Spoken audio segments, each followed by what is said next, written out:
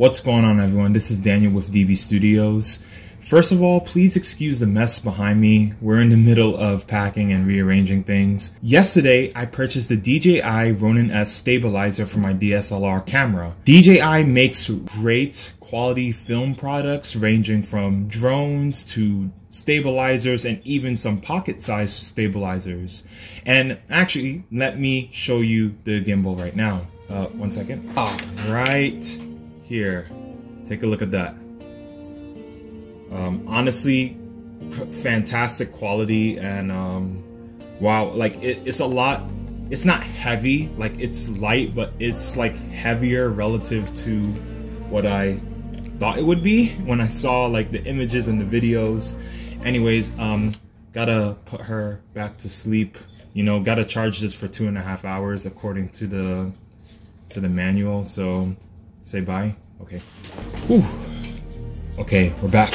So considering that the Ronin S came out in around mid 2018, yet the Ronin S2 came out late last year in 2020, some of you may be wondering, why would you buy a previous model and not the later one? This is what we're going to answer in this video, and I'm going to share with each of you why I thought that the Ronin S was just a better investment for me.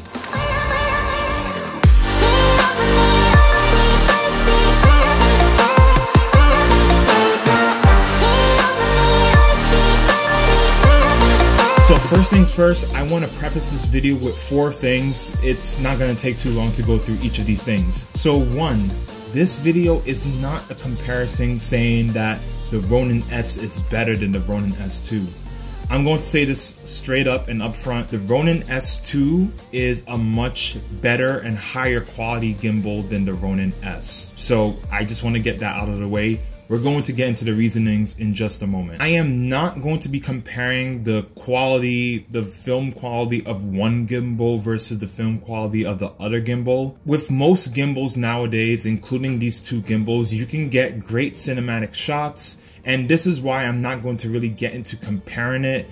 Some of the little movements and I guess functions are streamlined for this newer gimbal, the RS2 versus the Ronin S.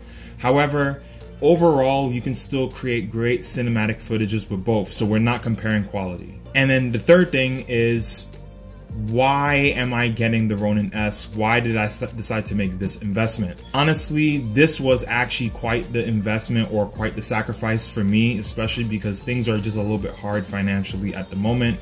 But if you are interested in why I decided to invest in the Ronin S stabilizer, please stay tuned to the end of the video, and I'm going to tell you the 2 projects that I'm actually working on. And number 4, the last thing is that I apologize for not having a lot of tutorials lately.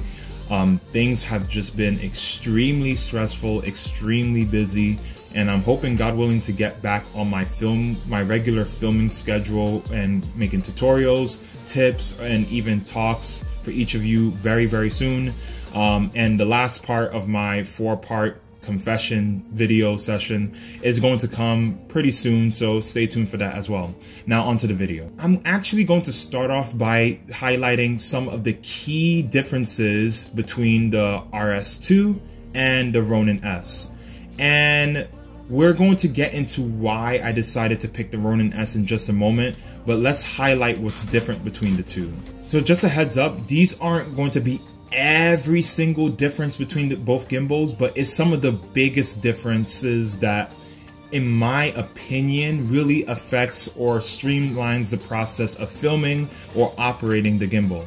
So number 1, there is a heavier payload, but the gimbal weighs a lot less. RS2 weighs in about 2.86 pounds, while the Ronin S weighs about 4 pounds. So if you think about it, the previous model is almost double the weight, not quite double of course, but if you think about it in the long run, it might begin to make a difference, especially if you're shooting for a longer period of time. Depends on what sort of gear you have on top. And the RS2 is able to support up to 10 pounds, while the Ronin S is only able to really support 8 pounds. Major difference number 2, RS2 has these locks to lock each of the axes for the gimbal.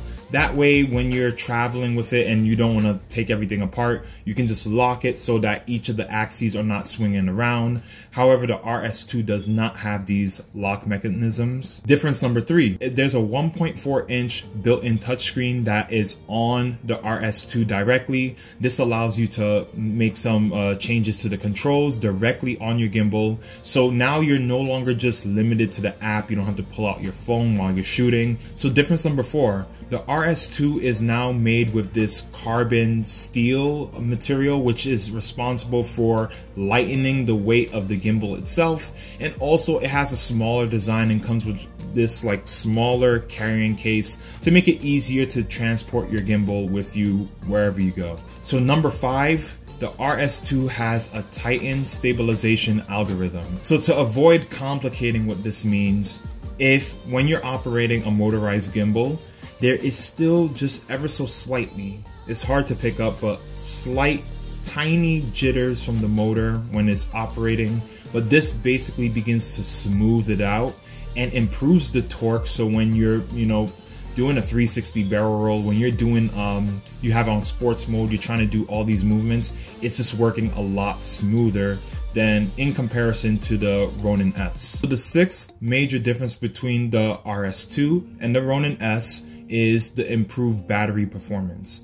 So both still have an overall performance of 12 hours, but now the RS2 can be charged in about 1.5 hours, while the Ronin S still is about 2 hours 15 minutes to 2.5 hours, somewhere around that range. And another thing is that now you don't have to connect the USB on the RS2 directly to the gimbal axes, but you can connect it directly to the grip for the stabilizer.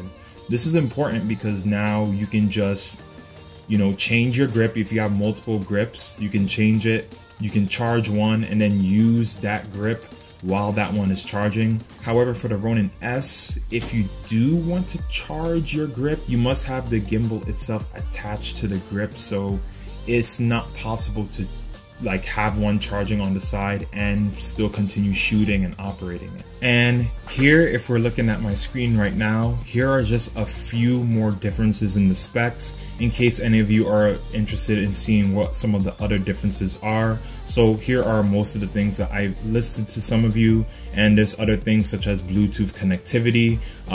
The previous one uses 4 and this one, RS2, uses 5. And some other things such as Wi-Fi transmission, etc.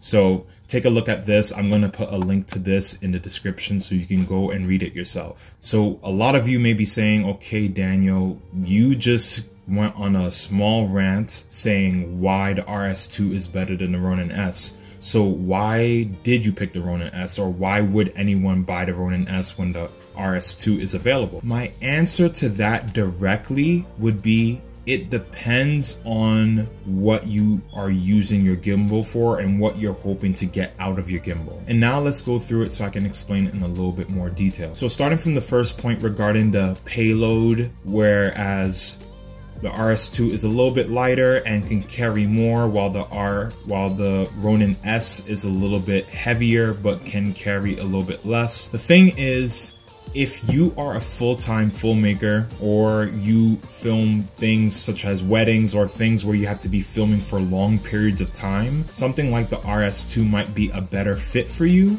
And the reason for this is because it's lighter, it can carry more, you have a little bit more versatility in the gear that you can use. However, if you're not the type of person who shoots for extremely long period of time, or let's say what you're trying to add on the gimbal isn't something too heavy, you're not working with heavy lenses, or the body of the camera isn't too heavy, or maybe you have some mirrorless camera. There is a mirrorless option, by the way, for the RS2 and for the Ronin S, so please check that out. That's fantastic. But I'm talking about the larger version in this video. So for me personally, just talking about my channel, I do tutorials on various programs, ranging on the Adobe programs to architectural programs.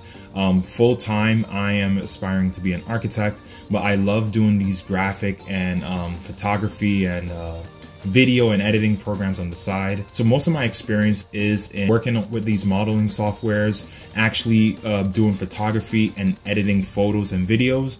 However, when it comes to cinematography, filming, I have experience in it, but I wouldn't call myself by even a long shot a pro. So for myself, I'm working with my Nikon D55 and my Nikon D56, which I'm using to film this video right now.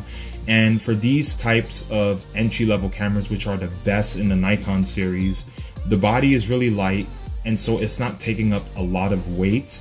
I do have a prime lens, a 70-200 lens that I use for my photo series, and considering how light the body is and how heavy the lens is, it sort of begin to balance out and compensate for one another. So what I'm trying to say by saying all that is that for myself, I don't really necessarily need a heavier payload, because really for the type of work I do and the type of videos I do, it's nothing too long, nothing too extensive. And if it is something long, it's usually things like interviews where I could use a tripod to film it.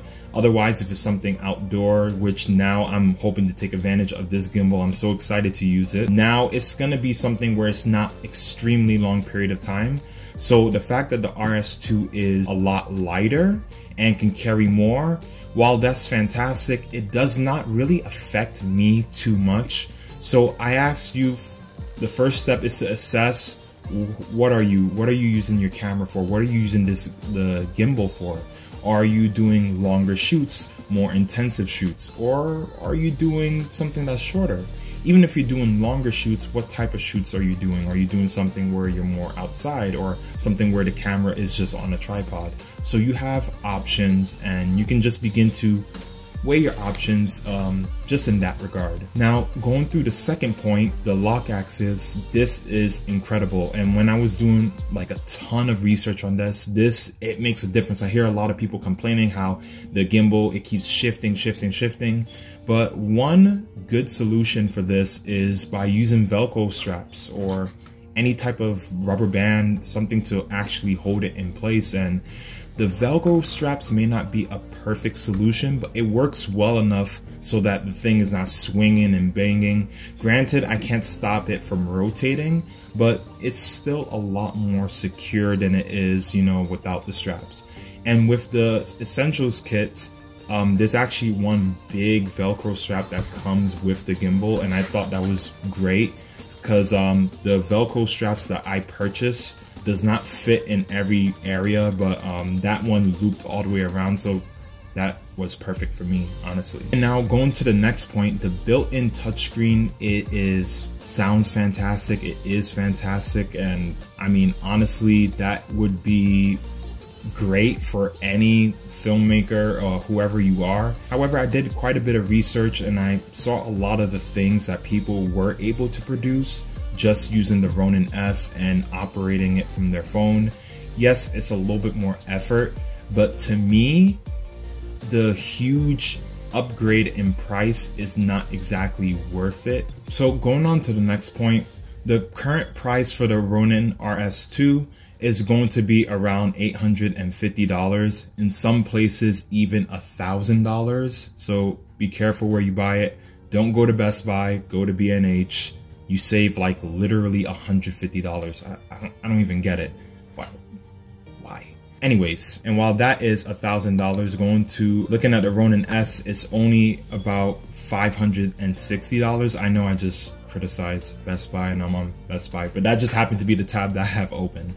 So it's $560. So the price jump, if we consider the lowest price point for the RS2 versus the Ronin S, so there's really about a $300 price jump between the two. And if you go for the Essentials kit, you're saving $500, well, not quite $500, but almost $500. And that's just honestly incredible. For myself, money is really tight. So you have to begin to ask yourself, are some of these features worth the price jump? Ask yourself, what are you going to use your gimbal for? Now I actually want to move on to the next point, which is that beautiful 1.4-inch touchscreen, which honestly can save you so much time, make it easier to operate. However, I've seen many people work with the Ronin S and produce amazing quality footages. It's less shaky, even beginners for that matter. So honestly, although it's, you know, it's a little bit more cumbersome having to have your phone in one hand and, you know, operate the stabilizer with the other hand, it's just a matter of changing some of the settings and then you're ready to go and shoot. So is that worth the $300 price jump or almost $500 price jump depending on what kit you get? For me, not exactly. So this is something you have to begin to ask yourself these questions. What do you want to get out of your gimbal? And going on to the next point, it being smaller and more portable, maybe that's more important for you. Myself, you know, I'm sort of used to working with heavier equipment, even dragging all my photography equipment from my house all the way to a whole different borough. It's something I'm used to, so I am comfortable with even working long periods of time with a stabilizer that's heavier and isn't as, you know, slim and sleek. But it's completely up to you. Ask yourself that question. So now talking about the Titan stabilization algorithm, for myself, comparing footages from RS2 and the Ronin S, yes, there is a difference with the RS2. It is streamlined, as I mentioned several times in this video. However, if you really know how to use your equipment and you practice and get better at it, even though you may not have some of those features and those additional stabilization for micro jitters, you can still put together beautiful cinematic footages with, of course, enough practice and getting used and more familiar with the stabilizer. So for me, that's also not really worth the jump. Although, don't get me wrong, it's a beautiful luxury to have. If I can have that, I would definitely prefer to have that in a stabilizer. And the last point, which is the charge time. So if you're a full-time filmmaker, you know, time is really of the essence. If you're on a job and you need to swap out your grip, have one charging and switch, I would actually suggest that you get the RS2 because it just makes some of these things quicker. You're able to charge it while continuing to use your gimbal, and also a faster charge time is going to be something that's really, really good. If you're more of a sporadic filmmaker, or you film like a series of projects, or your projects aren't something that has like long, insane durations of film time, then ask yourself and begin to gauge, do you really need this? But one quick thing I want to say, since I mentioned battery life, there is the option to get counterweight stabilizer, which is the mechanical stabilizer, and you don't have to worry about battery life at all. And even while using some of these stabilizers, you know, the shots could feel a little bit more organic, less mechanical. However, according to a lot of experts who use these stabilizers for years, there is quite a bit of a learning curve. It doesn't just automatically stabilize your footage. First of all, it takes time, like maybe like 15 minutes, 20 minutes, maybe 25 minutes if you're a beginner, to just begin to balance your camera. And then from there, it just takes practice, from the movement of your feet to even just the way you hold it. Use one hand to begin to pinch it, and the other hand is beginning to hold, actually support the whole weight. And it might be a little bit cumbersome because it's one hand supporting the weight. This is why I didn't bring it up in this video, because mainly I wanted to just focus on the motorized stabilizers. But that's something, if you have experience using a counterweight stabilizer and you're watching this video and wondering if it's worth the upgrade, I would say the future of video editing is becoming, there's all this electronic products that are being brought in to help streamline it. But honestly, I've seen a lot of beautiful work where they use a counterweight or a mechanical stabilizer, and it works pretty well. So it's completely up to you once again. Maybe the Ronin S is more for you. Maybe you can switch between the two because you have a lot of experience working with the mechanical stabilizer. Maybe you don't even really need all the new added features. So maybe the Ronin S will be for you if you're that type of person watching this video. So those are some of the reasons why personally I did not really feel like I needed the RS2. The RS2 is a beautiful stabilizer, and you know, if you can afford it, if it's within your budget, I would definitely recommend going for it. Otherwise, if you're like me and you're on a really tight budget, I suggest beginning to weigh your options and seeing what's more affordable for you. And here's the thing. So let's say you watch this video and you say, well, Daniel, you convinced me to get the Ronin S. I think the Ronin S might be a lot better for the type of work I am doing. So you can take it a step further. So now let's flip over back to my screen. So now going back to my screen, we're on the Best Buy website. You can see that there's something called the Ronin S Essentials Kit and just the Ronin kit. This is the standard kit. So the price point here is $560. Of course, there's tax, so that's nearly $600.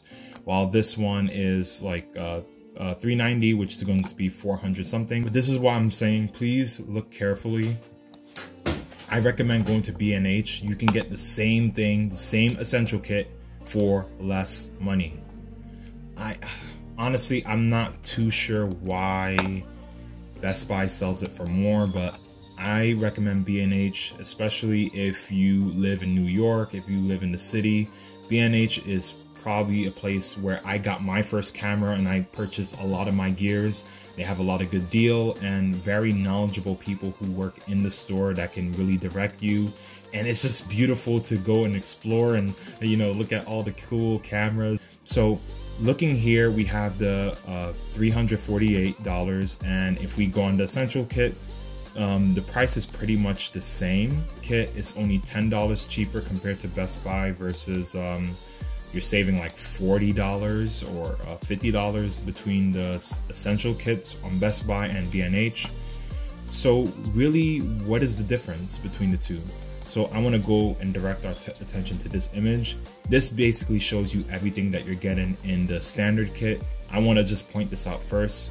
The standard kit comes with a focus wheel, and it comes with a series of cables that will help you connect your camera to the gimbal, and you will be able to control operations and functions such as starting your camera, starting as in recording from your camera, and just shifting a few things. If this is something that's important to you, operating it like that, maybe you do want the standard kit, so this is an option. But a very important disclaimer, some of these things do not work with every single camera model, and I'm going to show you briefly right now what I mean. So going over here, if we look at the Ronin series compatibility search, they show you what cameras are compatible with these stabilizers, and you can go through it. Canon, Sony, Panasonic, depending on the camera you're using, they're going to have a model and they're going to have some specs for the model.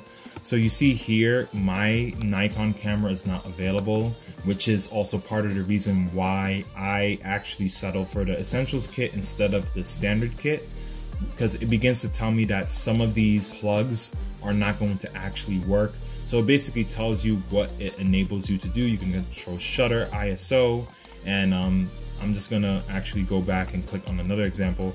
Let's go on the 60 Mark II for Canon, and you can see that some things are just a little bit different, right? So depending on your camera model and even the lens that you're using, it can begin to give you specific functions, telling you what you can get out of those cables as you're attaching it to your camera. So that's what these plugs do. And it also comes with a small carrying pouch you can use to carry some of the cables. But you know, you can use a Ziploc bag, or if your camera bag has a compartment, you can just put your cables there. So not really a big deal. It has a power adapter for charging your gimbal. Honestly, something you can buy separately. So most of these cables you can just even find on the DJI website. Just click here, for example, on one of them. This one is $12. I remember another one was about $20. So you can just buy them separately and end up saving money by not buying everything in the standard kit, because maybe some of these plugs you won't end up ever using, or it just won't work with the gear that you have. And for the focus wheel itself actually just really works with, there's a specific model of Sony cameras I know that I work with. For other cameras like Canon, Fujifilm, Nikon, whatever you're working with, this might not be ideal for you, although you can buy a separate focus motor, which is about $169, which is not included in either the standard kit or the essentials kit. But looking here, there is just a few things that maybe you need, maybe you won't really need. You could buy it separately. Another thing is that the tripod stand is metal for the standard, but for the essentials kit, they use a plastic version, which at first had me a little bit iffy, but once I actually held it in my hand, all of my doubts went away. It's so sturdy, you can't even really tell too much of a difference. And honestly, I feel like if you're shooting outside and it's a little bit cold, it might just be even easier placing one of your hands closer to the base. So hey, that's a plus. So let's actually flip on over to the essentials kit. So we can see that, you know, a lot of those items are missing versus the essential kit and the standard kit. But honestly, to me, it's almost a no-brainer, especially considering that the essentials kit is cut down to the bare essentials. Literally, that's why it's called essentials kit. And it's everything that you will need to just operate, you know, the gimbal and also begin filming with it. So it's all that you need in this kit. And anything extra you need, you could just buy that one cord, or, you know, I'm sure all of you have plenty of power adapters at home that can work just fine. And the focus wheel, you know, since most cameras are autofocus, so you might not even really need that. But if you have a manual camera working with manual lenses as well, and you want the focus wheel, I would actually just recommend getting the focus motor, because the wheel isn't going to really help you too much, unfortunately. So that's something to just consider. Another reason why to get it separately. Even if you wanted to buy the focus wheel later, it's just, you know, $59, which, yeah, could be expensive for some, but in this business, that's relatively cheap, you know? So ask yourself these questions. What are you trying to get out of your camera? What gear are you using for the stabilization? And see what you really need. Do this kind of research. But I hope this discussion began to help you and just began to open your eyes as to what might be the better decision for you.